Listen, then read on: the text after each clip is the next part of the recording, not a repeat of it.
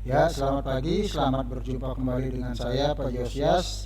Kini saatnya saya akan memberikan pengenalan mengenai SIP. Apa itu SIP? Session Initiation Protocol. Ya, perlu diketahui bahwa ini sangat dibutuhkan untuk melakukan VoIP, Voice over Internet Protocol. Apa itu? Apa pengertian SIP? Perlu diketahui, ya. SIP adalah singkatan dari Session Initiation Protocol, merupakan protokol persinyalan pada layar aplikasi yang berfungsi untuk membangun, memodifikasi, mengakhiri satu sesi multimedia yang melibatkan satu user atau lebih. Sesi ini adalah pertukaran data antar user yang meliputi suara, video, dan teks.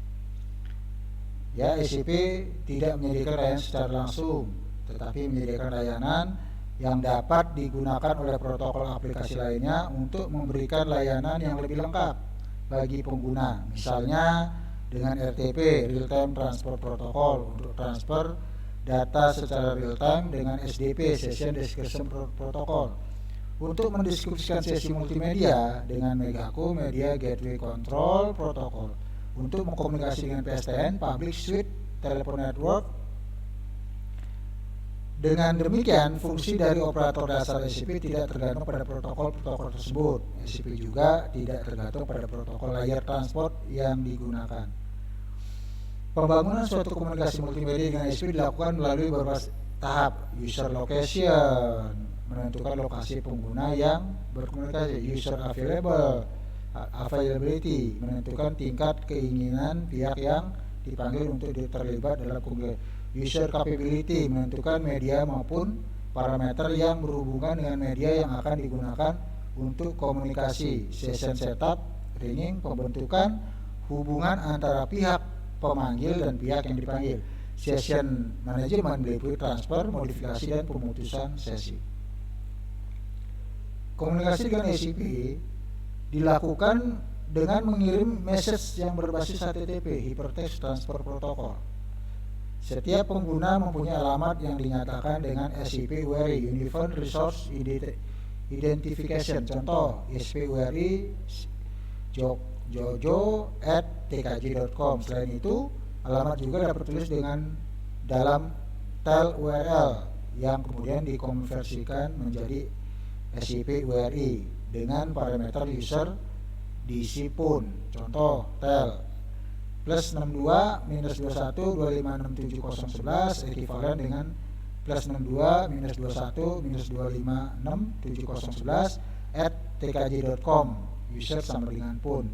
Isi pesan dalam SIP didistribusikan dalam dua format, ERFC 3261 seperti request dikirim dari klien ke server berisi operasi yang diminta oleh klien. Respon dikirim dari server ke klien berisi informasi tentang permintaan status dari klien. Ada 6 tipe utama pesan permintaan seperti di bawah ini. Nah, diagramnya bisa dilihat. Itu ada invite, mengindikasikan jika user atau layanan sedang diundang untuk bergabung dengan sesi. ACK, mengkonfirmasikan jika klien sudah menerima respon. Option digunakan untuk mempertanyakan server tentang kemampuan. By dikirim oleh klien user untuk mengindikasikan server jika percakapan akan segera dimatikan atau dihentikan. Cancel untuk membatalkan permintaan yang sedang menunggu keputusan. Register digunakan untuk klien untuk mendaftarkan informasi, kontak, respon, pesan berisi kode utama dan informasi tentang kondisi permintaan. Ya, dan kode ini dibagi jadi 6. Ada 1 XX, profesional, permintaan sudah diterima, sedang diproses. 2 XX, sukses, permintaan sudah diterima, dimengerti dan disetujui. 3 XX, redirection, butuh tindakan lebih lanjut untuk memproses. 4 XX, client error, permintaan salah, sintak dan tidak bisa diidentifikasi, jadi server tidak bisa memprosesnya. 5XX, server error, server gagal untuk memproses. 6XX, global failure, permintaan sama sekali tidak bisa diproses di server manapun juga. Arsitekturnya sebagai berikut. Itu terdiri dari dua komponen, user agent dan server. User agent merupakan endpoint dan sistem memuat dua buah subsistem, yaitu user agent UAC, user agent client UAC yang membangkitkan request, dan user agent server UAS yang merespon request permintaan. Ya, SCP server adalah kesatuan fungsi logik di mana tidak perlu memisahkan alat seperti fisik fungsi dari 4 server tersebut, yaitu seperti terlihat pada gambar. Itu jalurnya yang terindikasi dengan warna merah. Ya, berikut keterangannya. Proxy server merupakan host jaringan yang berperan sebagai perantara yang bertujuan untuk meminta request atas nama klien. Proxy harus bertindak sebagai server dan klien. Dia harus mengarahkan SCP request pada user agent server dan mengarahkan SCP respon pada user klien. Proxy server juga berfungsi untuk melakukan routing, memastikan request disampaikan pada yang berhak menerima, dan yang membuat kebijakan seperti meyakinkan bahwa pemakai tertentu diizinkan untuk melakukan panggilan. Redirect server merupakan kesatuan logika mengarah untuk satu klien pada perangkat pengganti dari Unified Resource Identificator atau URIS untuk menyelesaikan tugas request. Request server menerima dan memproses pesan pendaftaran yang mengizinkan lokasi dari suatu red endpoint dapat diketahui keberadaannya. Location server menyediakan service untuk database abstrak yang berfungsi mentranslasikan alamat dengan kata keterangan yang ada pada domain jaringan. Ya, protokol SCP didukung berbagai protokol, antara lain Session Description Protocol (IETF). Session Description Protocol merupakan protokol yang mendeskripsikan media dalam suatu komunikasi. Tujuannya adalah untuk memberikan informasi aliran media dalam suatu sesi komunikasi agar penerima yang menerima tersebut dapat berkomunikasi. IETF Session Announce Protocol (SAP) merupakan suatu protokol yang setiap periode waktu tertentu mengumumkan parameter dari suatu sesi konferensi. IETF Real Time Transfer Protocol menyediakan transfer media secara real time. Real Time Control Protocol RTCP mengatur sesi pada secara periodik, mentransmit paket yang berisi feedback atas kualitas dari distribusi data. ITU-T codec merupakan algoritma pengkodean yang direkomendasikan seperti G.721.1, G711, G.728 dan G729 untuk audio, dan H.261 untuk video. Aplikasi dan kelebihan SCP antara lain aplikasi ada Voice over Internet Protocol, konferensi multimedia, text messaging, event, notification, voicemail, notification callback, notification, unified messaging, voice to email. Itu aplikasinya. Kelebihannya general purpose. Secara general SCP dapat diintegrasi dengan protokol standar IETF untuk membuat suatu aplikasi yang ber-SCP. Arsitektur yang didistribusikan dan scalable.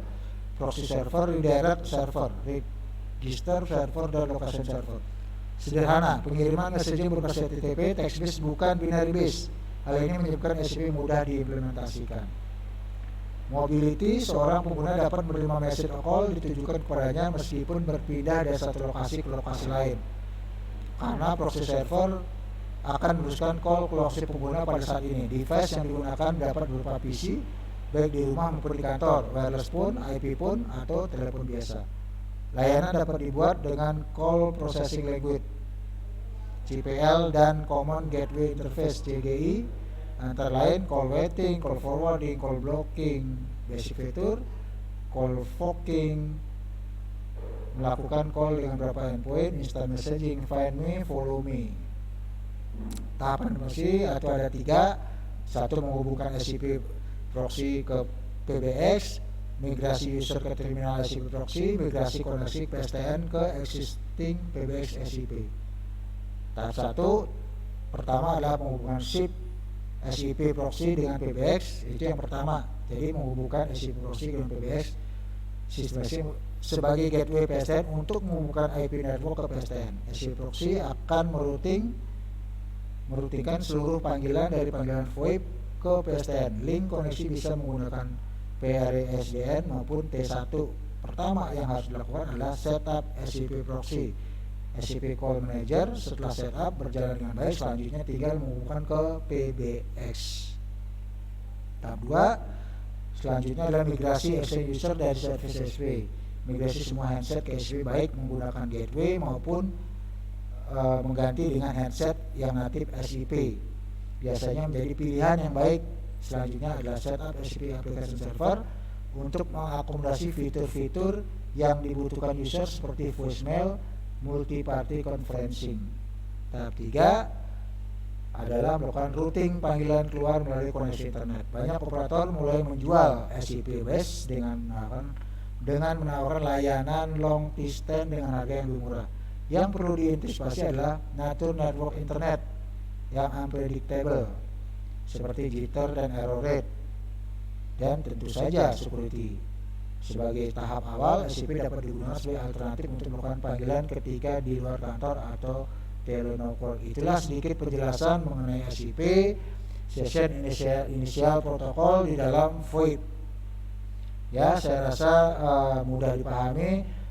Tolong dipelajarin lebih lanjut lagi. Terima kasih, sampai jumpa di materi berikutnya.